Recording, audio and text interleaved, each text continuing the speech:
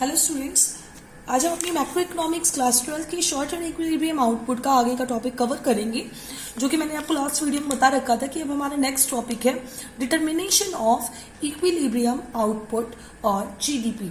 तो हमारे इसमें बेसिकली हमें दो अप्रोचेस पढ़ने पड़ते हैं। सबसे पहला अप्रोच हमारा AS is equal to AD approach, यानी aggregate supply is equal to aggregate demand approach. अब आप इसके बारे में बहुत ध्यान से देखो, सुनना थोड़ा सा टिपिकल है लेकिन इजी भी है, क्योंकि इसमें अजम्पशंस लेकर हमें चलनी है। लास्ट टाइम भी मैंने आपसे बताया था कि कीन्स एक हमारे इकोनॉमिस्ट हैं और उन्होंने बहुत सारी अजम्पशंस बना रखी है according to the AS and AD approach.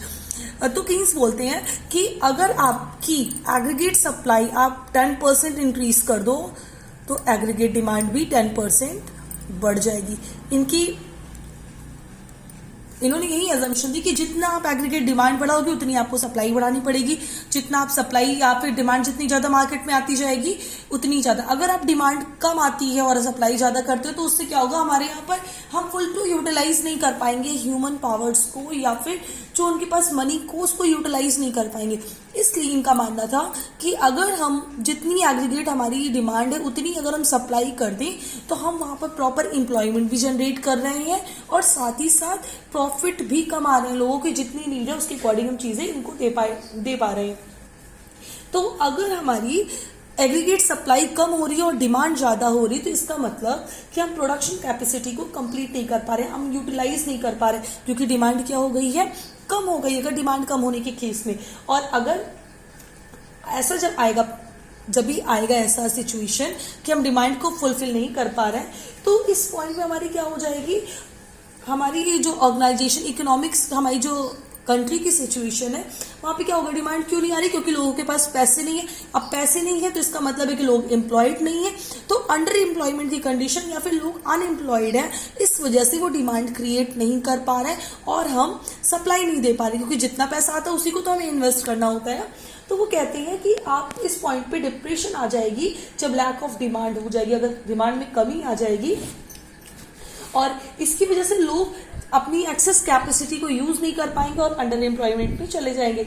इसी तरह से अगर एग्रीगेट डिमांड बढ़ जाए तो इसका यूटिलाइजेशन क्या होगा कि एक्सेस कैपेसिटी को लोग यूज करेंगे, एग्रीगेट डिमांड बढ़ जाएगी तो सप्लाई करने के लिए प्रोड्यूसर क्या करेगा, ज्यादा से ज्यादा सामान बनाने की कोशिश करेगा और वो कोशिश करेगा कि किसी भी तरह से अपने सामान को लोगों तक पहुंचाए। और जब डिमांड बढ़ती है, सप्लाई एक साथ, अभी मैंने एजम्पशन लिया है कि दोनों साथ में बढ़ेगी, तो एग्रीगेट सप्लाई में हम क्या कर सकते हैं, प्राइस को भी इनहैंस कर देते हैं।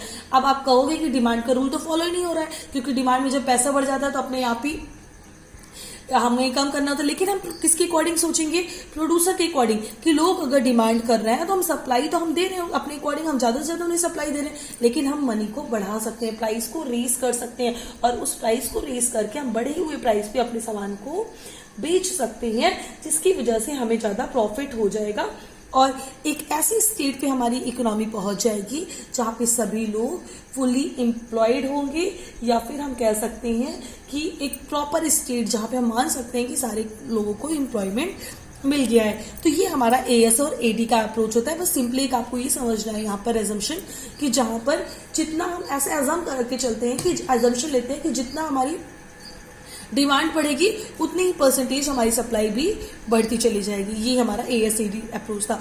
अब एक नेक्स्ट टॉपिक हम देख लेते हैं, behaviour of AD in the terms of its C and I। C means consumption and I for components. ऐसे एक हमने सॉल्व भी पिछले वाले हमारे जो लेसन है उसमें पढ़ रखा है। तो सबसे पहले मैंने बात की यहाँ पर Y means income. Income is equal to aggregate supply. Income मेरी 0, कंजम्पशन 20।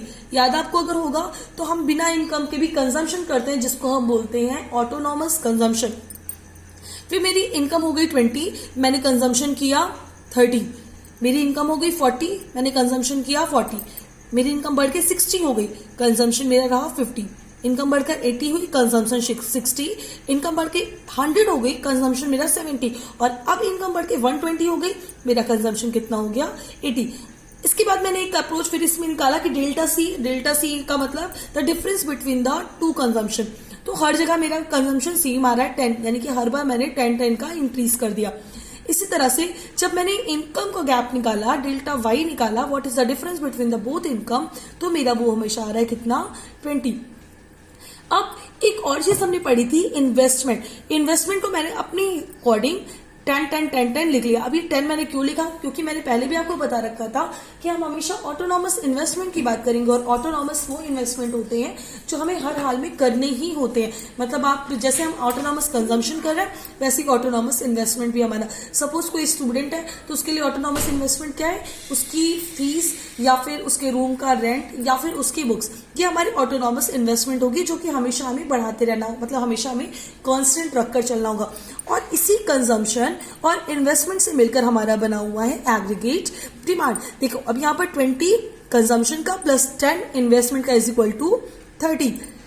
कंजम्पशन का 30 प्लस 10 इन्वेस्टमेंट का हमारा हो गया 40, और ये ऐसे सो ऑन हमारा बढ़ता चला जा रहा है, बिकॉज हमने अपनी कंजम्पशन को इंक्रीज किया।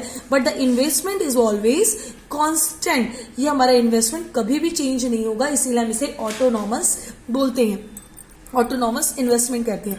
फिर अब ये आप सोचोगे मैंने ये डिफाइन कैसे किया है कि हमेशा कंजम्पशन इतना बढ़ता जाएगा या घटता जाएगा।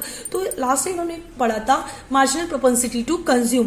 हमें चेक करना होता है कि कितनी इनकम पर हम कितना पैसा खर्च करेंगे। The difference between the consumption upon the difference between the income is equal to, हमारा डिफरेंस बिटवीन द, अभी आप देख रहे हो कि सेम ही आ रहा है, तो 10 upon difference between the income, consumption का हमारा डिफरेंस था 10 और इनकम का डिफरेंस है 20, तो एमपीसी इज इक्वल टू 0.5, और उसी के बिहाफ पर हम लिखे। अब यहाँ पर देखो मैंने 2 पॉइंट और लिखे हैं, ऑटोनॉमस इन्वेस्टमेंट और इंड्यूस इन्वेस्टमेंट। ऑटोनॉमस अभी जो मैंने बताया कि ऑटोनॉमस इन्वेस्टमेंट का वो मतलब होता है कि जो चीज आपको करनी ही करनी है, आपके पास इनकम है या नहीं है, इस पॉइंट पे चाहिए आप देख सकते हो। 20 मैंने इनकम यहाँ पर कंजम्पशन का 20 बनाया, और साथ ही साथ जबकि मेरी इनकम कितनी है 0, लेकिन मैंने इन्वेस्टमेंट पे फिर भी 10 लिखा है, क्योंकि वही इन्वेस्टमेंट हम करते चले आ रहे हैं। तो ऑटोनॉमस इन्वेस्टमेंट हमारे वो इन्वेस्टमेंट होते हैं जो हमें 0 इनकम पर भी करने ही पड़ते हैं। जबकि इंड्यूस्ड इन्वेस्टमेंट का मतलब होता है ऐसे इन्वेस्टमेंट जो हम अपनी इनकम के साथ साथ बढ़ाते चले जाते हैं। जो अपनी, अगर मेरे पास इनकम ज्यादा आएगी तो वैसे इन्वेस्टमेंट हम करेंगे, अदरवाइज नहीं करेंगे। जैसे सपोज आप किसी कहीं भी किराए के घर पर रहते हो, तो आपके पास अभी इनकम नहीं, आपने किराया 10 रुपए देना शुरू किया और आपने रहना शुरू कर दिया, लेकिन धीरे धीरे आपकी इनकम बढ़ने लगी, आपने कोचिंग पढ़ाना शुरू किया, आपकी इनकम महीने के 1000 रुपए बढ़ गई, तो आप कभी तुरंत से रेंट अपना घर छोड़ के नहीं जाओगे, किराए का घर नहीं छोड़ दोगे, क्योंकि वो आपको सही रेट पे मिला है। आप क्या करोगे, अपनी लग्जरियस लाइफ पे, यानी कि अपने हो सकते हैं खाने की चीजों पर या कपड़ों पे पैसे खर्च करना स्टार्ट में शुरू करोगे, और ये 1 साल तक हमारा एक ईयर तक कंटिन्यू रन करता चला जाएगा। तो ये दोनों हमारे इन्वेस्टमेंट्स हो गए। इसके बाद एक बहुत छोटा सा टॉपिक है, वो भी मैं कवर कर दूं कि कैसे अलजेब्रिक में हम रिप्रेजेंट करते हैं। तो y is equal to aggregate demand, तो y इज इक्वल टू, और एग्रीगेट डिमांड हम कैसे बनाते हैं, C plus I. C plus I का मतलब कंजम्पशन प्लस इन्वेस्टमेंट। अब C कौन सा है, हमारा एक फॉर्मूला भी होता है, आपको याद है पिछली बार वाले में, C बार का मतलब autonomous consumption plus B is always using for the MPC, और यहां पर हमने क्या किया है, Y means income plus investment. ये वही इन्वेस्टमेंट है जो हमने किसके थ्रू निकाला था, अपने ऑटोनॉमस इन्वेस्टमेंट के थ्रू निकाला। तो उसी में अगर एक एग्जांपल ले लें कि हमें अपनी इनकम फाइंड करनी है, जबकि हम 20 का ऑटोनॉमस कंजम्पशन कर रहे हैं और 10 हमारा इन्वेस्टमेंट है, जबकि एमपीसी हमारी 0.5 है। तो 20 प्लस 0.5 y प्लस 10। अब हमारे यहाँ पे मैंने सॉल्व कर दिया इसको, y minus 0.5 y is equal to 20 plus 10। अगर कुछ नहीं होता तो 1 मान के चलते हैं, ऐसा पता ही है आपको। तो 1y minus 0.5y means 0.5y is equal to 20 plus 10 is equal to 30। y is equal to 30 upon 0.5, जब हम इसको सॉल्व करेंगे तो हो जाएगा 60।